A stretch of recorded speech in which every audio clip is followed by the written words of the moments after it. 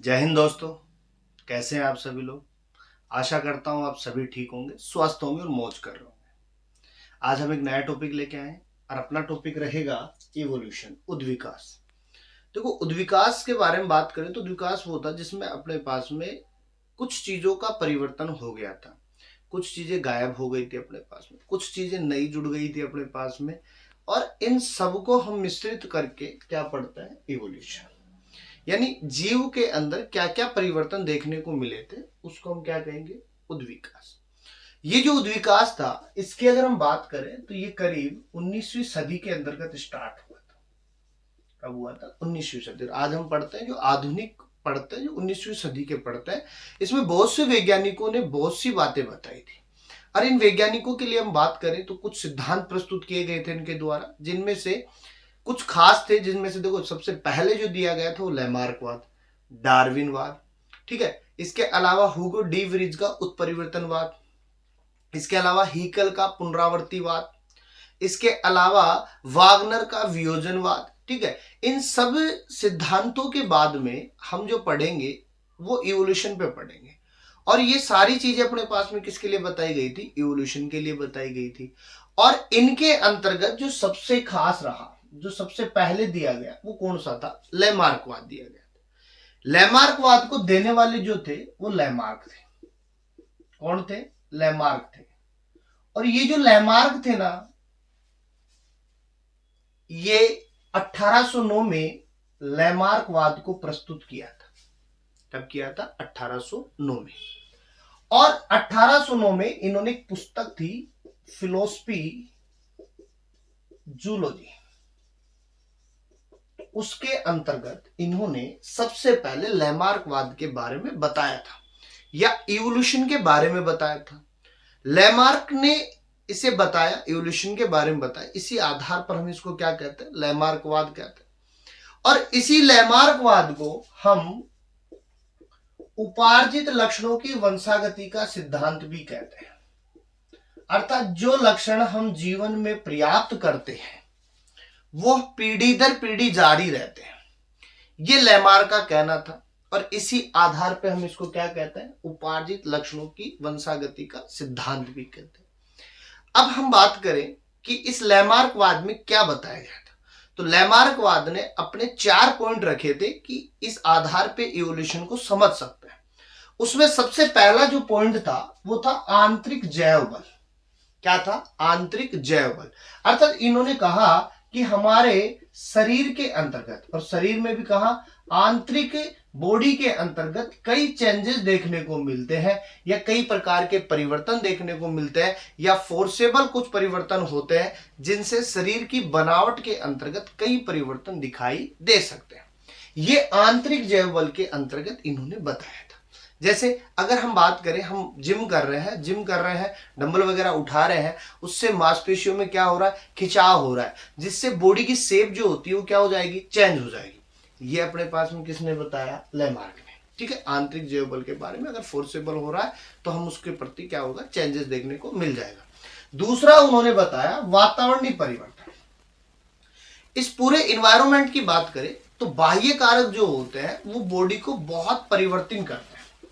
अर्थात बाह्य जो कारक होते हैं वो शरीर के अंतर्गत कई प्रकार के परिवर्तन ला देते हैं।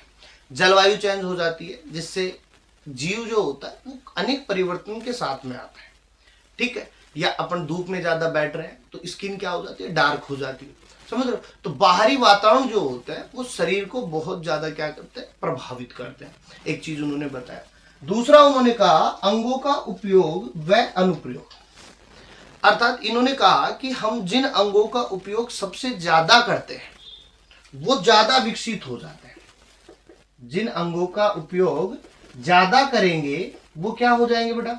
ज्यादा विकसित हो जाएंगे। और जिन अंगों का उपयोग कम करेंगे वो क्या हो जाएंगे? हासित हो जाएंगे। जिन अंगों का उपयोग अपन कम करेंगे या ना के बराबर यूज में ले रहे हैं या वो किसी काम के नहीं है, तो धीरे धीरे क्या हो जाएंगे? गायब हो जाएंगे। ये किसने बताया? लैमार्क ने बताया, ठीक है। इसके बावजूद हम बात करें उपार्जित लक्षणों की वंशागति, तो लैमार्क ने कहा कि हम इस संपूर्ण जीवन के अंतर्गत जो प्राप्त करते हैं वो लक्षण उपार्जित होते हैं। बिल्कुल बात सही है। हमने इस पूरे जीवन के अंतर्गत जो कमाया वो लक्षण अपने पास में है, लेकिन वही लक्षण पीढ़ी दर पीढ़ी जाते रहते हैं, यानी माता पिता से अपने संतति के अंदर, अपने बच्चे में, बच्चे से उसके बच्चे में, उसके बच्चे से उसके बच्चे में। ये सारी चीजें इन 4 प्रारूपों के रूप में किसने बताई? लैमार्क ने बताई। अब वैज्ञानिक थोड़ी माने। वैज्ञानिक क्या कह रहे थे? हमें तो आप तर्क दीजिए कि जो हम माने। आपने कह दिया आंतरिक जैवबल मान लेंगे, वातावरणीय परिवर्तन मान लेंगे, अंगों का उपयोग और अनुपयोग ये भी मान लेंगे, और उपार्जित लक्षणों की वंशागति ये भी मान लेंगे, लेकिन हमें तर्क तो दीजिए। तो माने इन चीजों को, इनके प्रति कोई तर्क तो होना चाहिए था। और तो लैमार्क बोले लो ना, तर्क देने के लिए बैठा हूं मैं भाई। अगर मैंने किसी चीज के बारे में सोचा है, पढ़ा है, लिखा है तो मैं बताऊंगा ना। तो उसने बताया, उसने सबसे पहले उदाहरण उठाया जिराफ का। और जिराफ की अगर ये बात करें तो जिराफ आजकल अफ्रीका में, जिराफ कहां पाए जाते हैं? अफ्रीका के अंतर्गत देखने को मिलते हैं। तो लैमार्क ने क्या कहा कि जिराफ जो थे पहले नीचे समतल भूमि के ऊपर छोटी छोटी उगी हुई घासों को खाते थे, छोटे पेड़ पौधों को खाते थे। लेकिन वहां पे जलवायु परिवर्तन हुआ। जलवायु में क्या हुआ? परिवर्तन हुआ, चेंजेस देखने को पड़े, जलवायु शुष्क हो गई। और जब जलवायु के अंतर्गत परिवर्तन हुआ तो वहां पर जो अब पेड़ थे वो बड़े थे। अब पेड़ क्या हो गए? बड़े, लंबे हो गए। अब जिराफ तो क्या था? छोटा।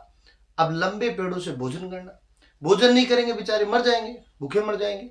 और भूखे मरे, इससे अच्छा है कि अपन थोड़ा सा फोर्स लगा लें, क्योंकि इधर बता रहे हैं अपन, फोर्स लगा रहे हैं, परिवर्तन बता रहे हैं, अंगों का उपयोग अनुपयोग बता रहे हैं, उपार्जित लक्षण बता रहे हैं, तो क्यों ना हम थोड़ा सा अपनी बॉडी के अंदर फोर्स करें, ठीक है, स्ट्रेच करें, तो क्या पता हम लंबे पे पहुंच जाए। जब हमें कोई चीज हाथ नहीं आती है तो हम क्या करते हैं? यूं ऊपर करके उठाने की कोशिश करते हैं जिससे अपने पास में आ जाए, बॉडी को स्ट्रेच करते हैं। तो उसी प्रकार जिराफ ने क्या किया?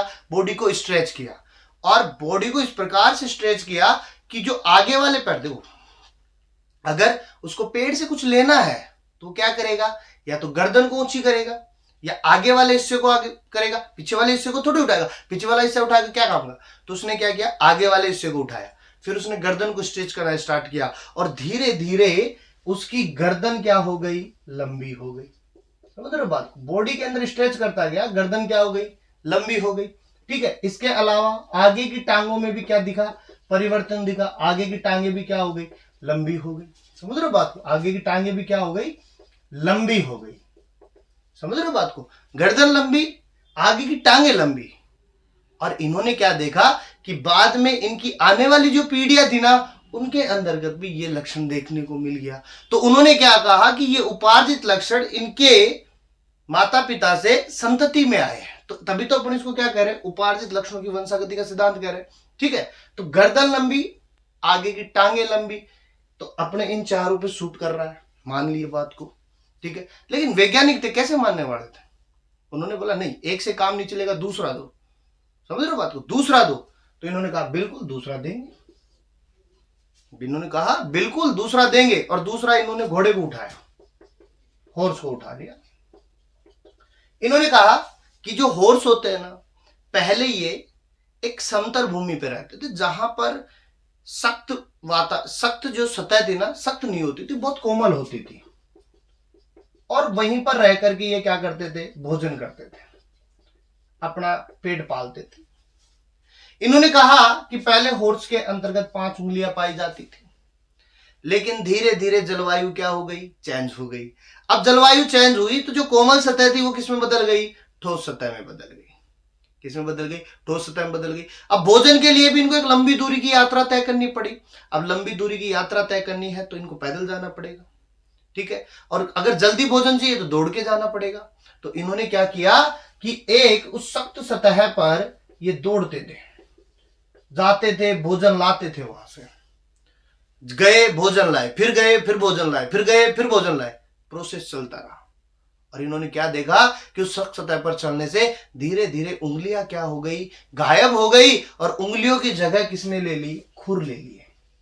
ठीक है, क्योंकि घोड़े में क्या पाए जाते हैं? खुर पाए जाते हैं। खुरों ने उनका स्थान ले लिया, टांगे मजबूत हो गई, क्योंकि उन्होंने एक अंग का प्रयोग किया ना, अपन ने क्या कहा कि जो अंगों का उपयोग ज्यादा होगा वो ज्यादा विकसित होगा, जिसका उपयोग नहीं होगा वो क्या हो गए, विकसित, वो अपने पास में हासित हो जाएंगे।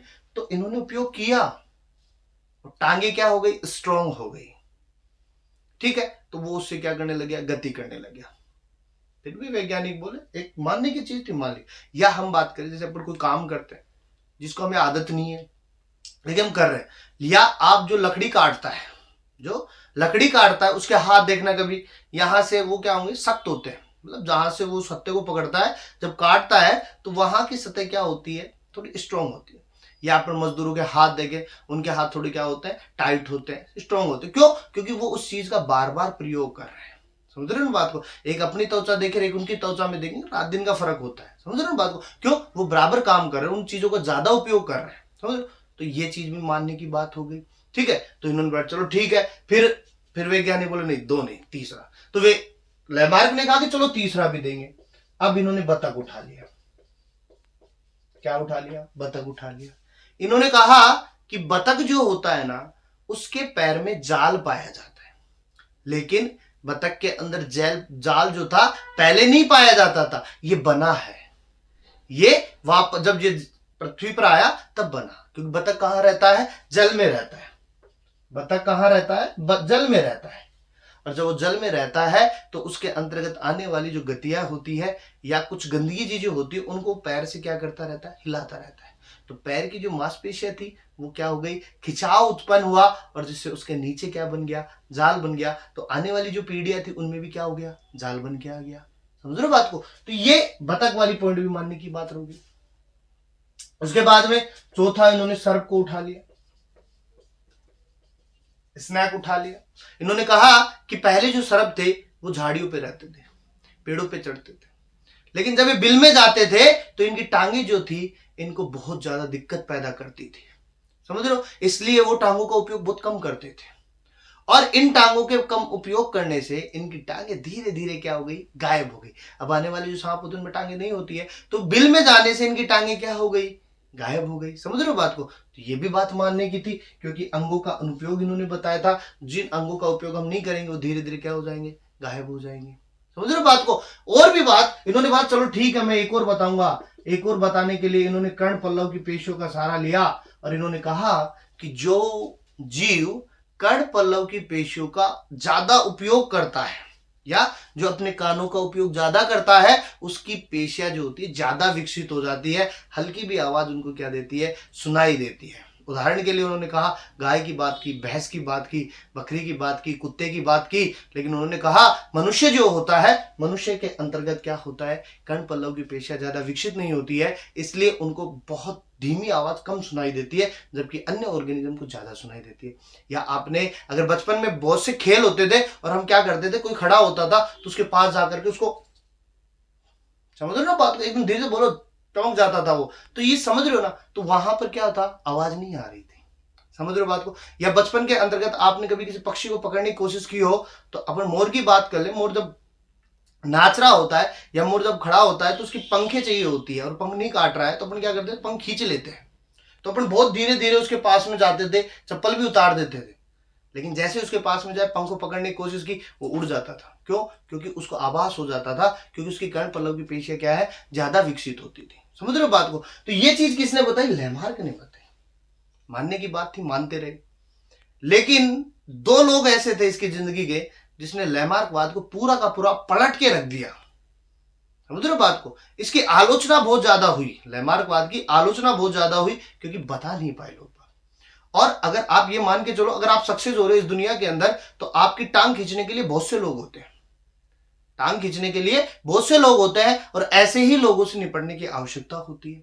समझ रहे हो? तो क्योंकि एक समय आता है, समय आने पर जवाब दिया जाता है, और समय कब आता है, जब हम सक्सेस हो जाते हैं। तो लैमार्क ने सोचा मैं सक्सेस हो गया, मैं जवाब दे सकता हूं, लेकिन दो इतने अच्छे थे जो इसकी आलोचनाओं को पकड़ के बैठे थे, उनकी बात करते हैं। इसका एक छोटा सा स्क्रीनशॉट बनाओ।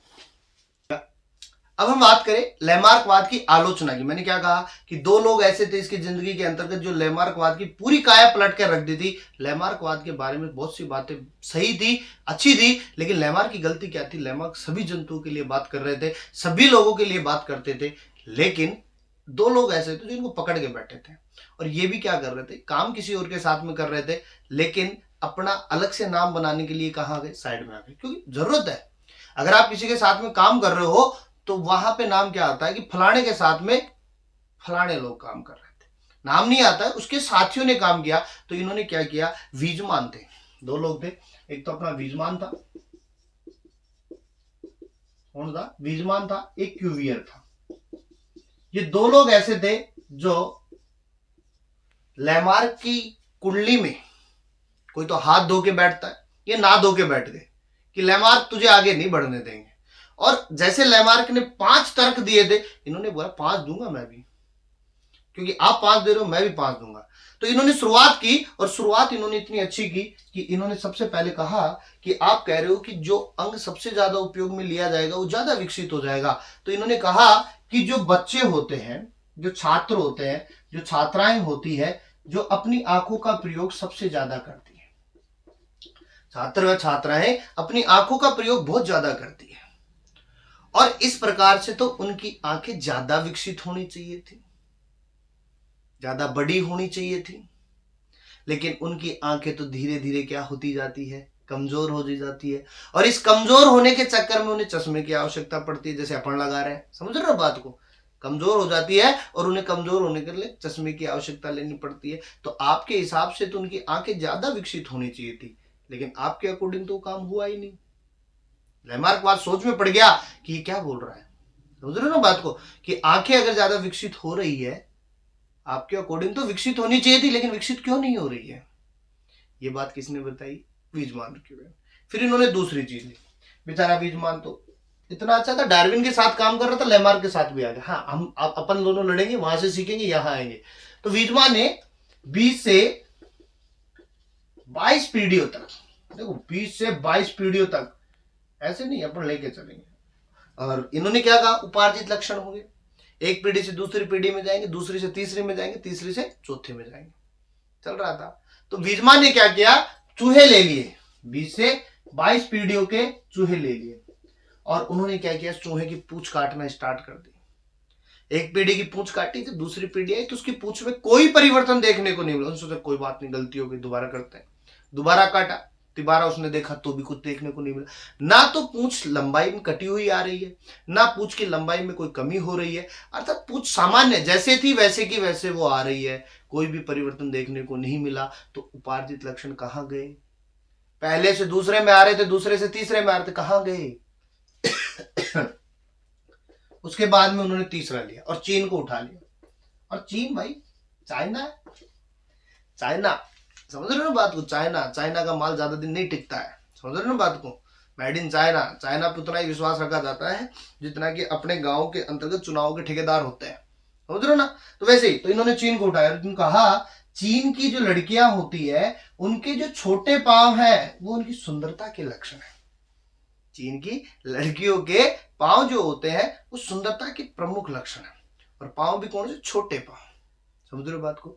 तो उन्होंने कहा कि चीन के अंतर्गत एक प्रथा चली आ रही है, पुराने समय से काम हो रहा है, कि चीन की छोटी लड़कियों को, यानी बच्चियां जो होती है, उनको लोहे के जूते पहनाए जाते हैं, और लोहे के जूते पहनने से उनके पैरों की जो साइज होती है वो रुक जाती है।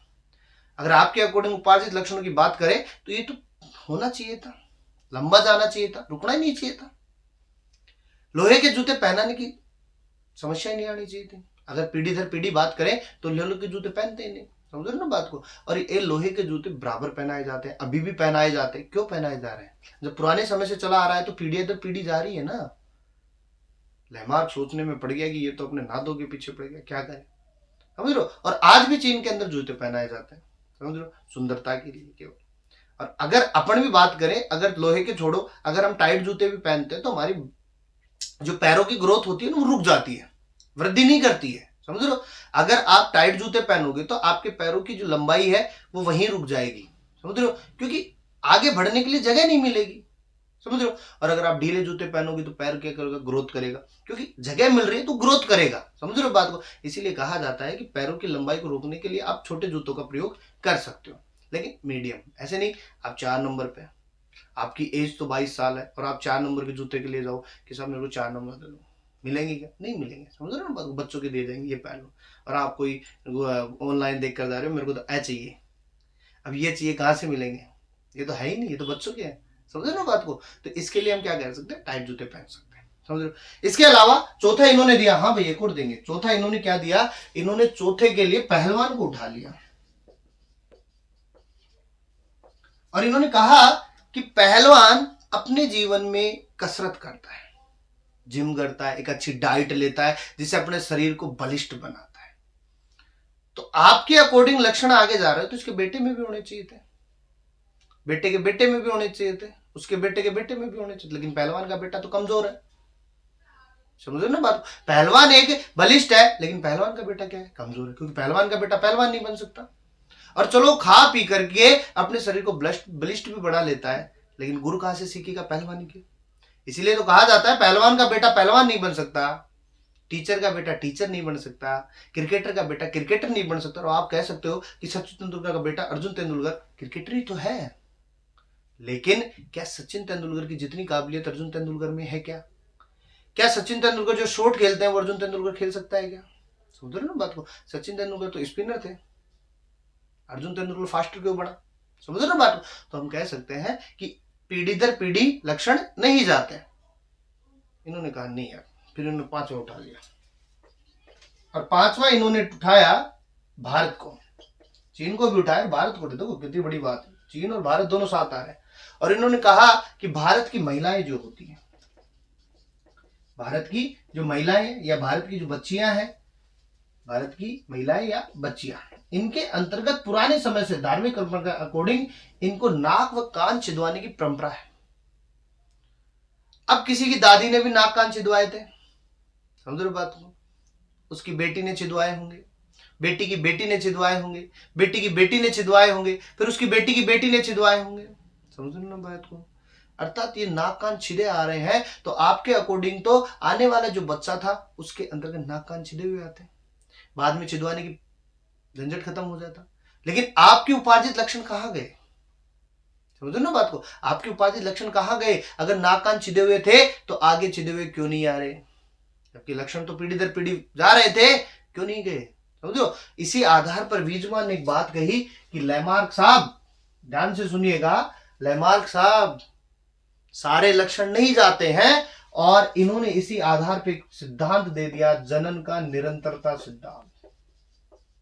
जनन का निरंतरता सिद्धांत दे दिया। समझो बात को? जनन द्रव्य की निरंतरता का सिद्धांत दे दिया। और वीजमान ने क्या कहा कि हमारे शरीर में दो प्रकार के लक्षण होते हैं, या दो प्रकार की कोशिकाएं होती है, एक जननी कोशिका होती है और एक बेटा कायिक कोशिका होती है, जिनमें से आगे केवल जननी कोशिकाएं जाती है, कायिक कोशिकाएं नहीं जाती है। पीढ़ी दर पीढ़ी जननी कोशिकाएं जाती हैं, कायिक कोशिकाएं नहीं जाती है। समझ रहे हो बात को? इसलिए आज हम क्या पढ़ते हैं? जनन द्रव्य की निरंतरता का सिद्धांत। और आज हम इस वीजमान के द्वारा दिए गए जनन द्रव्य की निरंतरता के सिद्धांत को साइंस के अंदर पढ़ते हैं, क्योंकि केवल आनुवांशिक लक्षण जो होते हैं जननी कोशिकाओं में होते हैं, कायिक कोशिकाओं में नहीं होते हैं। अगर कायिक कोशिकाओं में आनुवांशिक लक्षण होंगे, कायिक लक्षण अगर पीढ़ी दर पीढ़ी जाएंगे, तो सीधी सी बात है, हूबहू चीजें होने लग जाएंगी। समझ रहे हो? इसका एक छोटा सा स्क्रीनशॉट लीजिए। आगे बात करते हैं नव आलोचनाओं के बाद में हम अब एक लास्ट और अंतिम टॉपिक पढ़ते हैं लैमार्कवाद का, वो होता है नव लैमार्कवाद।